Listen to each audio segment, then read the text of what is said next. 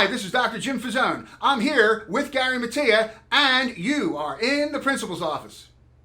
Hello, I'm Dr. Jim Fazone, principal of the SciPEC Center. I'm here with Gary Mattia. He's principal of the Asapink Center. And as usual, Nick Sikowski, he's our producer and director, and you are in the principal's office. We welcome you. Today, we're going to be discussing time management, something that I think we can all use, and we can work on this technique so that we don't end up in that one box that I hear is not such a good box, important and urgent, all at the same time. And maybe 3 or 4 things that are important and urgent all at the same time, which can stress our lives out. But Mr. Mattia, you usually have a list that helps us organize things. And what do we have today for our listeners? Do you have a list for us? I do. I do have a list. And one of the things, and one of the first things they talk about is to make a to-do list. And I still use this technique. I write it down daily when I start my day. And I might try and make sure that I get through all the necessary things that I have to get through. Dr. Fazone? Yeah, that sounds like a good idea. What else do we have? What other advice do we have for organizing time? Well, it says as you're working, make sure you make some time for some, fun activities, and give yourself some scheduled breaks. And during that time, there's another area that they want to talk to you about, and that's the fact that exercise can reduce stress. So when you give yourself one of those scheduled breaks, walk around the house, you can't sit in front of a computer for 2.5 hours. You can give yourself a little exercise, and that will make you feel a little less stressed is the main idea. The one you talked about, taking the breaks, I remember reading in a literature review about this subject years ago, that they tested some people and they had 8 hours of a work day. Some people worked all the way through, but the other control group had a 15-minute break in the morning, 15-minute break in the afternoon, and a half hour for lunch. And the group that took the breaks was more productive than the group that worked through the 8 hours. So I kind of found that interesting. And then they talk about that too, working when you're at your best. In other words, when the end of the day comes and you're tired, that's not the time you want to be doing the most difficult tasks that you have on your to-do list. Try and start out strong in the morning and do that. And, when you make this list or you have ideas, you have to make sure you stick to your plan. Because if you get off course, this makes things a lot more complicated than if you stick to your plan, without a doubt. Super. They even suggest, Dr. Fazone, writing down your goals. So that's kind of like a to-do list.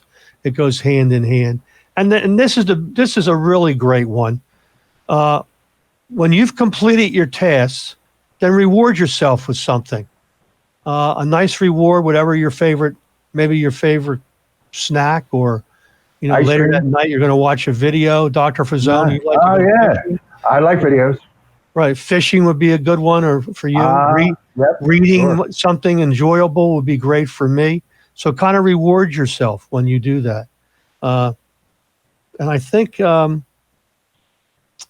of the other ones that I wrote down was, I think I mentioned write down your goals and exercise to relieve stress, have your scheduled breaks, make a to-do list, and these will help you get through each day while we're doing this virtual learning experiences, because that's what's really hard. Yeah, I guess goals could be kind of like a long-term to-do list. If you can work on those tasks at hand, I always go back to that Thoreau quote, be where you are. If we can work on those individual tasks, they get us a little closer to those long-term goals, I would think. And they talk about setting up a nice area where you're working too, Dr. Fazone. In other words, you don't want to be working in an area where there's a lot of traffic and it's going to take your mind off of what you're doing. So try and work in a nice area when you're doing and setting up for the computer and your virtual lessons. Yeah, an organized spot can help you eliminate those distractions. You don't want to have that TV on in the background. Go into text every 5 or 10 seconds. I think you want to try to turn those distractions off. Those will help you meet achieve your to-do list and your long-term goals, I would think. I think so. All right, so do we have anything else for today? We want everyone to stay on task, stay organized, but take some breaks, enjoy life as well, and just find time to make these tasks fun, I think. You get a real hard task, something like, oh, but this is overwhelming. Just break it down and view it as like a test, a game, a puzzle, something you can figure out. Because in the long run, it really is just another task. And check with your friends and parents to help you get through some of these things, and teachers. You can even give us a call if you need to. So is that it for today, we think? I think so, Dr. Frazone. Okay, so for all of us here in the principal's office, we will see you in next week's episode. We have we have something kind of fun planned for next week. So we'll see you next week in the principal's office. Bye-bye.